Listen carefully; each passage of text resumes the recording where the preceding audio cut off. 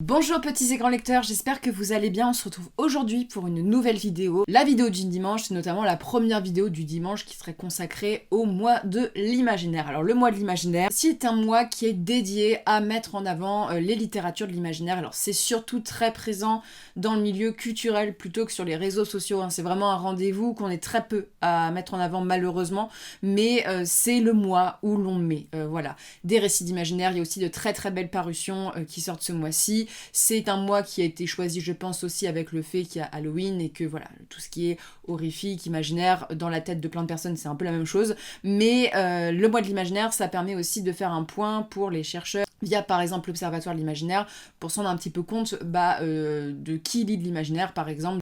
D'établir notamment des chiffres, des statistiques sur nous autres grands passionnés ou non d'imaginaire. Mon mois de l'imaginaire, je l'ai vu un peu engagé parce que pour ceux qui tombent sur la chaîne YouTube et qui ne connaissent pas trop mon travail, je suis quelqu'un d'assez engagé sur l'édition parce que c'est un milieu dans lequel je travaille maintenant depuis quelques années et c'est un milieu que je défend à cœur et il y a beaucoup de changements. L'imaginaire souffre en particulier d'un nouveau type d'édition qui vise à mettre en avant l'objet livre plutôt que la qualité des textes, une surproduction de traductions américaines pas toujours très intéressante et aujourd'hui j'avais envie de vous mettre en avant des éditeurs d'imaginaire indépendants. Voilà, aujourd'hui on va parler édition, on va parler particulièrement d'indépendants.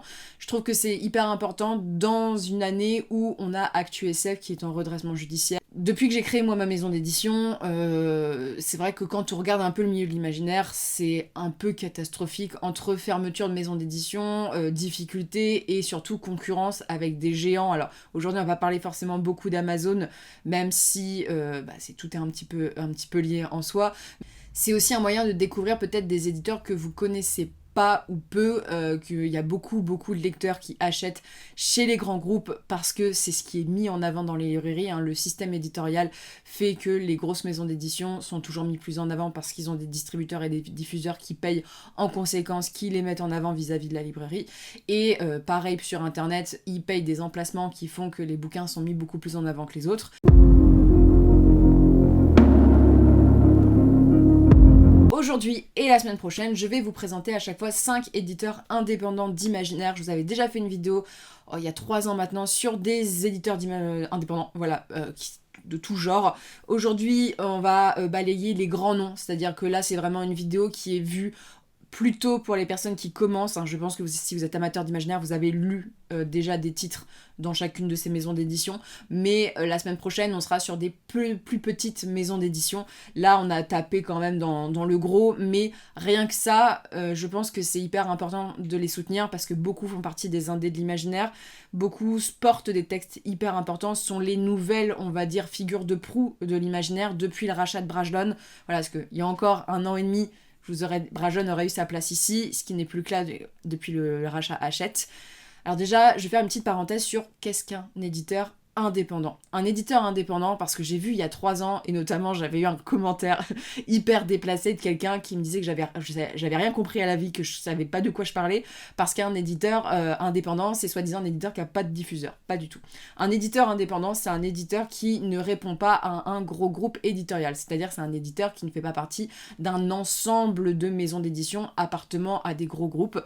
Ça peut être autant Editis, qui a par exemple Pocket, on a chez Hachette, donc Brajlon maintenant, on a tout le groupe Gallimard, qui a Gallimard Jeunesse, qui publie aussi de l'imaginaire. Voilà, il y a plusieurs gros groupes en France qui sont dirigés, les plus gros c'est quand même Hachette et Editis, mais chacun achète ou ouvre des collections d'imaginaire. On voit que c'est un marché qui s'ouvre de plus en plus au fil des ans. Et ça n'a rien à voir avec un diffuseur. Parce qu'à l'époque, Brajlon, qui était un indépendant et le premier éditeur indépendant d'imaginaire, c'est un éditeur qui avait un gros diffuseur. Les diffuseurs, c'est ceux qui font le lien entre l'éditeur et le distributeur, donc les réseaux de librairies et autres réseaux. Donc ça peut être autant les centres commerciaux. Et donc ça ne répond pas forcément à la définition de indépendant. Par exemple, toutes les maisons d'édition que je vous présente parce que l'homme sans nom aussi normalement, ont un réseau de distributeurs, et notamment les indépendants de l'imaginaire que je vais vous présenter en premier, ont un gros réseau, parce que le but des indépendants de l'imaginaire à la base, c'était de réunir des maisons d'édition dans une espèce de label pour solidifier, on va dire, leur distribution, leur diffusion, et d'avoir un poids un peu plus fort dans l'imaginaire. Donc, on va commencer. Je suis pas là pour vous faire un cours, forcément, sur l'édition. Les 3 premiers, c'est les 3 plus gros, et je pense que le premier qu'on présente et qu'on ne présente plus, même si, paradoxalement, j'ai assez peu de livres 2, et en même temps, j'ai tellement de livres 2, c'est-à-dire que j'ai beaucoup de livres 2 en poche, voilà, notamment Pratchett.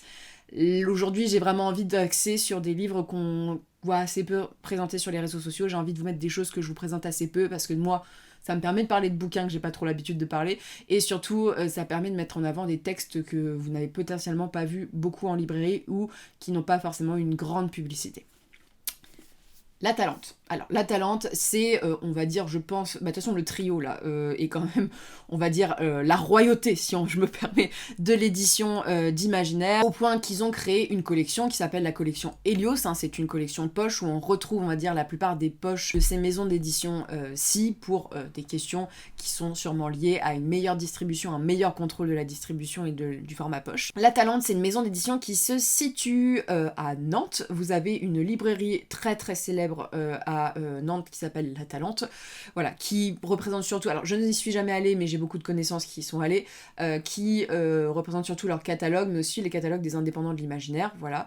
Aujourd'hui, je vous présente donc Sœur des Cygnes de Juliette Marillet, qui m'avait été offert par une abonnée, je te remercie encore, parce que ça a été une super découverte.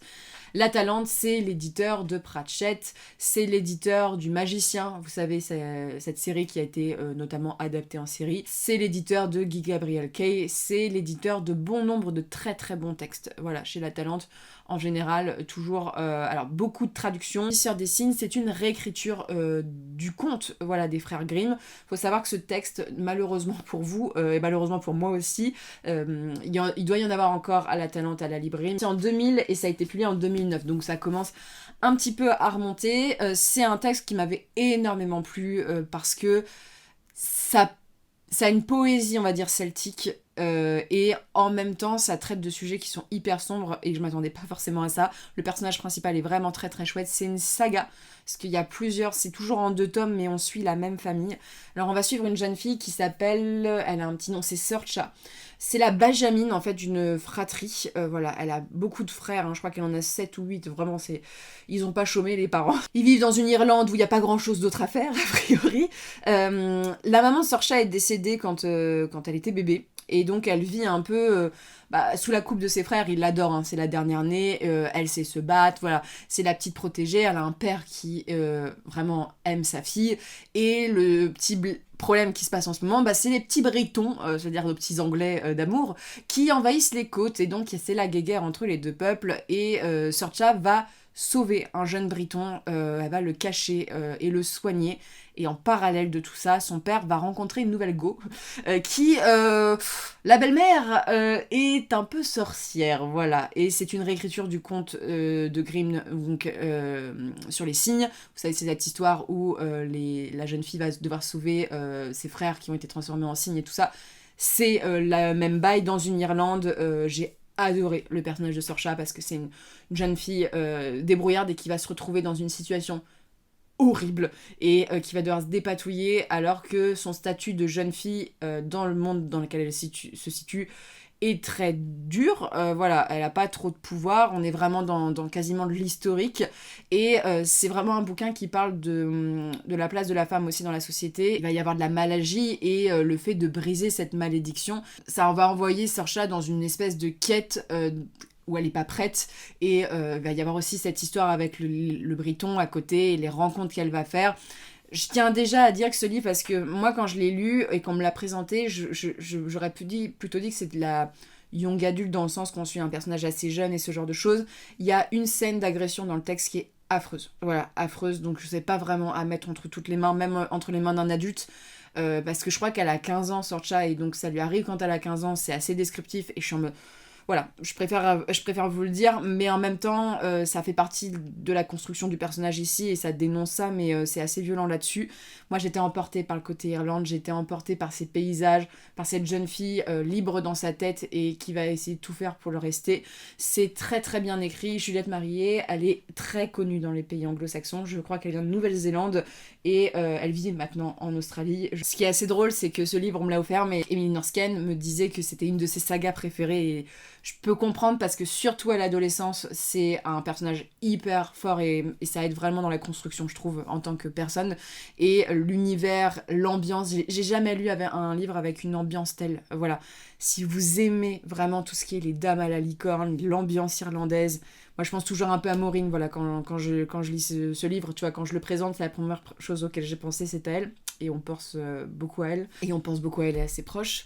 C'est vrai que c'est un magnifique ouvrage là-dessus. Et pour le coup, j'ai vraiment hâte de lire la suite. Il faut juste que je prenne le temps de me le prendre. Mais voilà, ça fait partie des textes qui m'avaient assez marqué il y a 1 an ou 2. Et que j'en ai encore énormément de souvenirs. Je lis quand même beaucoup. Et je suis encore très empreinte de l'ambiance et de la relation de Sorcha avec ses frères aussi, parce qu'il y a vraiment toute une famille qui est décrite, et son père et comment il est manipulé, et ça parle aussi du statut des belles-mères et comment ça se passait un peu à l'époque. C'est un livre qui est assez cruel et assez beau en même temps. On va pas y rester 20 ans parce que si je commence à parlementer à chaque fois, on n'est pas couché. Voilà. Le deuxième indépendant de l'imaginaire, voilà, on va s'attaquer à un gros morceau. Alors, gros morceau qui m'a valu énormément de remarques sexistes sur la chaîne. Les hommes d'un certain âge et l'imaginaire ne sont pas toujours très agréables, mais je voulais vous présenter Jacques Vance, et notamment dans cette magnifique collection chez Memnos. Alors, Memnos, c'est une maison d'édition que j'ai découvert un peu sur le tard, parce que quand j'étais un peu plus jeune, et notamment étudiante, c'était des livres qui n'étaient pas forcément dans mon budget, mais vu l'augmentation des prix, maintenant ils sont tout à fait dans les budgets actuels, dont j'aime beaucoup le travail esthétique et graphique et surtout le choix des textes. C'est vrai que Memnos ont tendance à publier des vieux ouvrages aussi d'imaginaire et à publier des choses qui sont très originales. Je vous avais déjà présenté, il y a une très belle édition de Qui est Vendien de Robin Hobb, par exemple.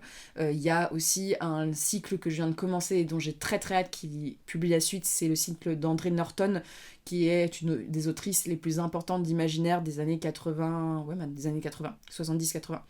Et Jacques Vance, notamment, alors La Terre Mourante n'est pas forcément son meilleur texte, hein. J'ai pas passé forcément un super bon moment de lecture avec ce texte-ci, mais j'ai envie de lire des choses comme La Lyonnaise et ce genre de choses. Mais Jacques Vance, c'est un auteur qui a écrit avant la publication du Seigneur des Anneaux, et j'ai trouvé ça super intéressant à le voir dans ce point de vue-là, parce que c'est une fantaisie qui est extrêmement différente de l'héritage tolkienien. Jacques Vance, c'est la fantaisie un peu humoristique, un peu what the fuck, avec un monde assez développé. Alors ça a très mal vieilli sur certaines questions, notamment la représentation des femmes, qui est catastrophique dans le texte, et très malaisante sur certains points, sur la sexualité. Ça, c'est dans son jus, on va le dire, mais il faut un peu prendre du recul là-dessus. Suivre l'aventure d'un magicien. Alors j'ai plus son nom pour vous dire comment il s'appelle. Donc il y a Mazirian, mais c'est pas Mazirian. C'est Kugel, voilà, notre cher Kugel. Kugel qui est un petit filou, c'est-à-dire que Kugel est un magicien un peu, je dirais, vicieux, du moins... il n'est pas toujours respectueux des contrats de ce qui passe, et donc c'est une grande aventure qui suit un petit peu sur plusieurs tomes, où on va suivre donc ce monde, cette description. C'est un monde qui est très vieille fantasy, avec quasiment des planètes, avec une géographie, une faune très particulière, et des discours fleuris. C'est-à-dire que vraiment, chez Jacques Vance, vraiment, les histoires sont assez classiques, mais c'est extrêmement bien écrit, et c'est extrêmement fleuri sur les dialogues, sur les boutades. C'est assez pointilleux et vif, un peu acerbe parfois sur certaines choses. C'est clairement de la fantaisie à papa, même de la fantaisie à grand-père, voilà, parce qu'il faut faire un petit peu une différence, et que ça peut pas forcément plaire à tout le monde. Mais cette édition, alors moi j'adore ces éditions-ci, vraiment. Chez Memnos, et je dois vous dire quelque chose, il y a l'édition de La Lyonnaise que j'ai repérée en salon il y a pas très très longtemps, et je suis contente parce que c'est une abonnée que j'adore, voilà, Isatis qui l'ai pris, mais j'avais en même temps un peu le seum parce que je me suis dit j'avais pas les moyens de me l'acheter à ce moment-là et j'en suis assez triste, mais je trouve que les éditions intégrales de chez Memnos sont très très belles, de très bonne qualité et souvent mettent en avant des auteurs qui sont assez peu connus en France, qui ont été sinon connus de darons qui ont 60 ans maintenant, donc des gens de ma génération. Jacques Vance, ils ont pas lu quoi.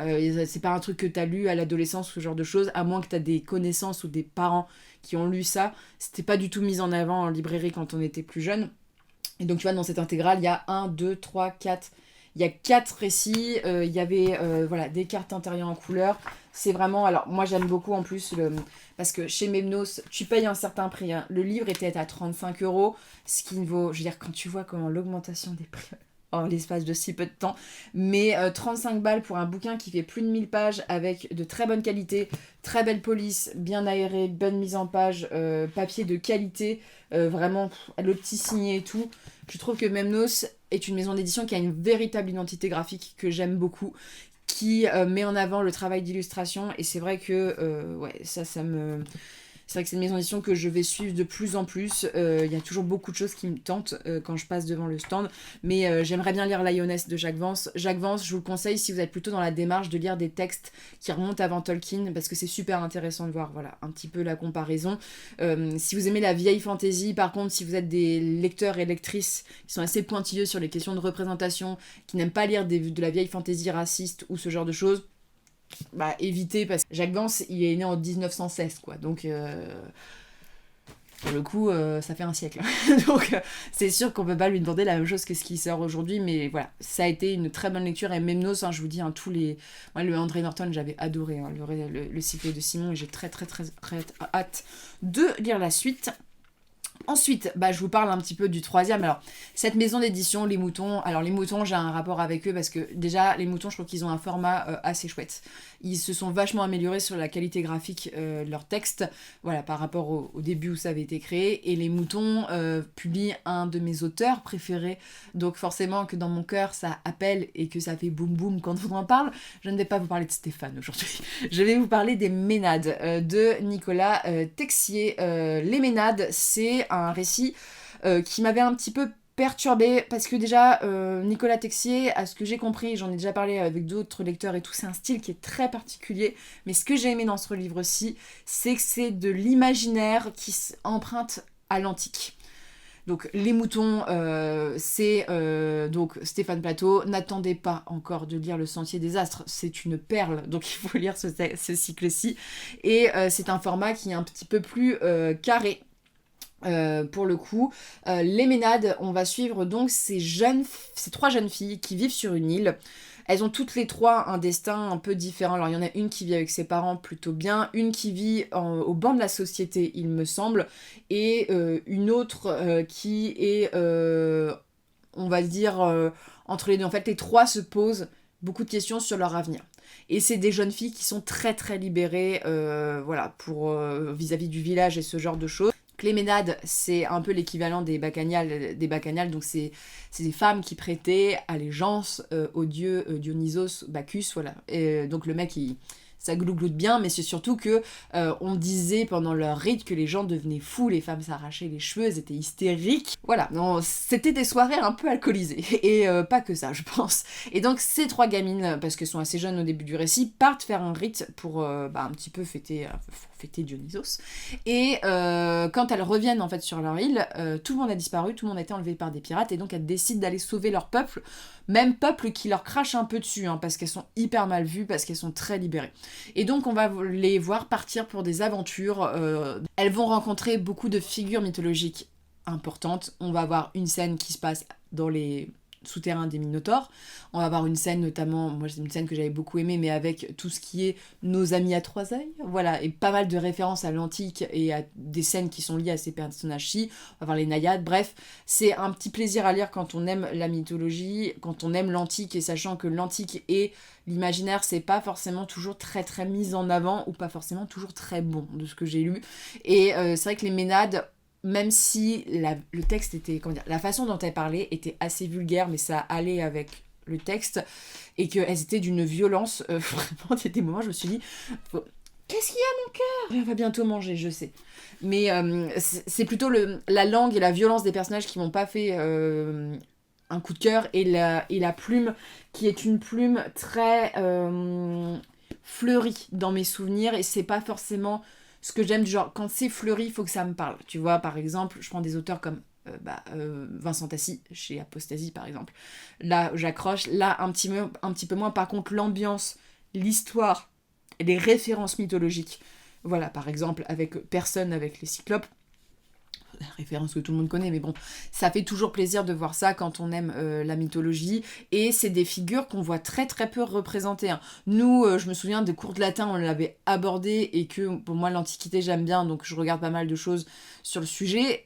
Il en reste que c'est des figures de femmes qui sont un petit peu pas calées au contre-courant en fait de l'époque, et je pense que c'est aussi elles étaient aussi décrites dans ces états-là parce que elles allaient au contre-courant, et que peut-être pas elles s'arrachaient les cheveux par poignée, mais c'est vrai que toute cette ambiance méditerranéenne, antiquité, voyage, parce que c'est vraiment voyage au sens propre, elles prennent des bateaux pour aller sauver leur peuple, mais aussi voyage initiatique, quête initiatique, et très chouette. Et il y a des personnages, en fait les personnages sont très âpres et durs au début, et on apprend à les comprendre, alors même si on ne les apprécie pas toujours, on a toujours un petit peu d'attachement, voilà, il y a vraiment un petit attachement, et moi j'avais passé un plutôt bon moment de lecture pour le coup, et ça m'a fait bien plaisir que on propose de l'Antiquité, et j'avais envie de vous en présenter aujourd'hui, alors même si le catalogue des moutons est très très gros, voilà, pour le coup.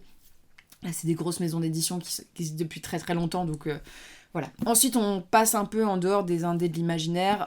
Aujourd'hui, je vous présente une autre maison d'édition avec qui je suis en collaboration depuis fort moult temps. Ça doit faire 3 ans maintenant, oui, il me semble. C'est une maison d'édition que j'aime bien parce que c'est une maison d'édition qui me challenge et qui me propose des textes vers lesquels je ne serais pas forcément allée. C'est pile poil ce genre de maison d'édition qui ont une charte graphique qui fait très littérature blanche, parce que je pense qu'elle ne vise pas forcément le public imaginaire en premier, vraiment c'est plutôt un public, on va dire littérature blanche, qui teste un peu l'imaginaire, et donc c'est vrai que c'est un peu dommage parce que on passe quand même à côté de très très bons textes, hein. Moi j'avais eu un coup de cœur pour Galeux par exemple, il y a eu Paideia qui était assez sympa qui est sorti. Là aujourd'hui je vous montre Comme ce monde est joli de La Volte de Karen Joy Fowler. Alors c'est une autrice qui est assez connue, notamment pour Nos années sauvages et le club Jane Austen, et qui par ses nouvelles a été récompensée beaucoup aux États-Unis. C'est un recueil de nouvelles, je connaissais pas l'autrice sincèrement, et j'avais été assez conquise, parce qu'il y a un petit peu de tout. C'était assez engagé notamment sur la question de la représentation des femmes, c'est assez féministe, et c'était superbement écrit. Et je me souviens que les chutes des nouvelles étaient vraiment très réussies, ce qui n'est pas toujours le cas avec beaucoup de recueils de nouvelles que je lis. Les nouvelles, c'est un genre que j'apprécie de plus en plus. Vraiment, je me dis, mais il y a 10 ans, pourquoi j'aime les nouvelles ? J'avais tellement l'impression que la nouvelle, ça allait pas me plaire. Et en fait, dès que je lis des recueils de nouvelles, c'est des choses qui me plaisent énormément. Et ça permet de découvrir les auteurs dans plein de genres différents. Parce que ici, on va avoir de la SF, on va avoir de la fantasy. Voilà, ils disent fantastique, intimiste, réaliste, fantasy ou science fiction. Donc t'as un petit peu tout, et il y a aussi beaucoup de choses qui sont liées aux conventions sociales, à la hiérarchie sociale. Donc forcément, c'est des textes qui sont assez engagés sur des questions un peu politiques. Je tiens à le rappeler que La Volte, donc la maison d'édition, parce que j'avais oublié de vous le dire, est une maison d'édition qui est plutôt affiliée à la gauche ou à l'extrême gauche, donc forcément ces textes sont très engagés sur des visions anticapitalistes, voilà, on aime ou on n'aime pas, mais je trouve ça assez intéressant à lire, et c'est des maisons d'édition qui est toujours très engagée dans les choix d'auteurs, dans les plumes qui sont toujours très très bonnes, et c'est des textes parfois qui sont hyper hermétique. C'est-à-dire qu'il y a des textes chez la Volte où je me suis sentie con quand je les ai lus. Parce que soit j'avais pas les références, par exemple Melmoth Férieux, je suis pas du tout née dans les années 80, donc il y a beaucoup de références par lesquelles je passe à côté, et surtout j'ai pas le bagage politique et qui fait que je comprends forcément toutes les références. Il y en a aussi parce qu'il y a des jeux de pistes dans le texte, donc moi, il y a des moments où c'est pas forcément écrit très en français, il faut réfléchir. La Volte, c'est l'éditeur d'Alain Damasio, voilà, on va chercher donc la Horde du Contrevent et ce genre de choses. Donc forcément, si vous êtes amateur de ce genre d'imaginaire, vous allez aimer ça. Moi, c'est ce que j'aime, c'est qu'il propose des visions du monde qui sont assez politisées, et je trouve ça assez couillu parce que dans un monde qui est très formaté au niveau de l'édition, voilà, il faut le porter, d'avoir des messages engagés dans ses textes. Ça publie aussi des auteurs qu'on voit assez peu en France. Ça publie aussi des auteurs français. C'est une maison d'édition. Moi, j'aime toujours la présenter un peu comme le Gallimard des maisons d'édition on va dire, d'imaginaire, c'est-à-dire que c'est des livres qui sont de très bonne qualité narrative et au niveau de l'écriture. Ce sont des livres aussi qui demandent une certaine réflexion, qui sont toujours très engagés, politisés, développés. Par exemple, Païdeia, on va parler du fait de disposer pour les femmes de leur corps, de la féminité, et en même temps c'est dans un contexte de SF, et qui est très chouette, hein, voilà, c'est vraiment très assumé. Et La Volte, c'est une maison d'édition qui a un contre-pied, comme je vous expliquais, au niveau du graphisme. C'est une maison d'édition qui destine quasiment plus ses ouvrages, on a l'impression, à un public de littérature blanche qu'à un public d'imaginaire, même si on les trouve en imaginaire. Et je trouve que ça permet aux lecteurs d'imaginaire de se confronter à des textes un peu plus difficiles que d'habitude, des textes qui sont assez différents de ce qui est proposé. Et en fait, c'est pour ça que je fais aussi ce genre de vidéo, c'est que heureusement qu'on a des maisons d'édition comme La Volte qui proposent des visions du monde, on est d'accord ou pas avec, hein, voilà, mais qui ont le culot de le faire et d'apporter une richesse dans l'édition qu'il n'y a pas forcément dans les grands groupes, hein. Je veux dire, des choses comme Païdeia ou Galeux ou ce genre de choses, on ne verra pas ça forcément chez les grands groupes pour le coup, mais c'est vrai que moi j'ai un très très beau souvenir de ces textes-ci que j'avais trouvé... En fait, cette autrice, j'avais trouvé qu'elle faisait des très très bons personnages et t'émouvoir et te faire pleurer directement, et j'avais adoré la plume, j'avais été transportée, et à chaque fois, je ne savais pas où on allait dans les nouvelles. On commençait et j'arrivais pas à voir la fin. Et parfois, t'as des nouvelles où t'es en mode, tu vois déjà le schéma narratif. Là, pas du tout, et tu sens que c'est creusé. Ça avait été une très très bonne lecture. Voilà, donc La Volte par exemple, il y a beaucoup de textes chez La Volte qui sont parrainés par le CNL, donc Centre National du Livre. C'est des éditeurs qui font partie du paysage français d'imaginaire, qui sortent un petit peu de ce qu'on a l'habitude de voir. Voilà, vous n'allez pas retrouver de la romantaisie ou ce genre de choses chez eux, hein, voilà. Et enfin, je vous présente les éditions de L'Homme sans nom, maison d'édition que j'ai connue aussi assez tardivement, même si je connaissais depuis quelques années, mais j'étais pas forcément tournée vers leurs ouvrages, notamment parce que je connaissais pas trop, et surtout j'étais pas très très fan du papier intérieur. Vous savez, moi je suis un peu une délicate, hein, mais voilà, j'aime pas trop le papier jauni, et les pages sont assez fines et donc on voit à travers, mais c'est vrai que j'ai lu 2 livres d'eux pour l'instant, et c'est une maison d'édition que j'ai envie d'un petit peu plus découvrir, que je vois en salon, et en plus les gens qui la gèrent sont très gentils, hein, comme tous ceux que je vous ai présentés. Aujourd'hui je vous présente Célestopol d'Emmanuelle Chastelière. Alors comme je vous dis, j'en ai lu que 2, et que le dernier dont je vous ai parlé c'est les chats, l'histoire de Dark Fantasy avec les chats, voilà, je vous le mets juste ici. Mais j'avais envie de vous présenter Emmanuelle Chastelière parce qu'en plus je trouve que c'est assez cohérent avec la vidéo, parce que Emmanuelle est quelqu'un d'assez engagé sur beaucoup de choses en commun avec ma pensée. Notamment, il a fait une très bonne vidéo sur le travail des traducteurs, parce qu'il est aussi traducteur, et des IA, voilà, qui est assez préoccupant dans le monde du livre, hein. Faut savoir que nous, les IA, c'est assez préoccupant, et c'est une question où il y a des éditeurs qui cachent quand même qu'ils travaillent avec des IA et ce genre de choses, et que le lecteur n'est pas du tout au courant. Mais c'est quand même des métiers, et c'est important, hein. Une bonne traduction, c'est pas un robot qui va le vous faire, ou une IA, hein. Voilà, il y a autre chose que du traduction mot par mot du texte, voilà. Et aujourd'hui, j'avais envie de vous présenter son travail d'auteur que j'avais beaucoup apprécié. Célestopol, c'est, on va dire, quasiment un tome 2, si je peux me permettre, même si je n'ai pas lu le tome 1, parce que je préfère cette édition-ci, j'avais pas trop aimé l'édition du premier tome. C'est donc 1922, c'est un recueil de nouvelles à Célestopol. On est à l'époque où on peut croiser Marie Curie, François Ferdinand, Howard Carter, et on va suivre plein de personnages. Et ce qui est assez sympa, c'est qu'il y en a certains qui reviennent, notamment dans la première nouvelle, c'est une nouvelle avec des chasseurs de primes que j'avais adoré. On va les retrouver ensuite dans le roman. En fait, toutes ces nouvelles, elles vont construire ce monde-ci, qui est une sorte de monde de steampunk, SF, fantasy. C'est bourré de références, c'est bourré d'historique. Si vous aimez ça, c'est vraiment très très bien. Emma Chastelier a une très très belle plume, c'est super bien développé. Les histoires sont touchantes, les personnages sont bons. On a même, voilà, vous voyez sur la couverture, il y a une réécriture de La Petite Fille aux Allumettes dedans. Il y a beaucoup de références historiques. Alors, si vous... Comme je vous expliquais, hein, moi j'ai écrit du steampunk avec de la réécriture historique. C'est un genre que j'aime bien, c'est un genre qui est pas très mis en avant en France, et Emmanuelle Chastelier le porte avec vraiment brio pour le coup. Et c'est ce que j'ai aimé dans celui-ci, c'est d'avoir le contexte de la nouvelle, mais en même temps qui enrichit un même monde et t'as vraiment toujours envie d'en savoir un peu plus. Ça va être autant de la nouvelle, comme je vous dis, de la chasse de personnes, voilà, il y a une prime dessus, il faut répondre, avec toujours des chutes assez horribles et belles parfois et surprenantes.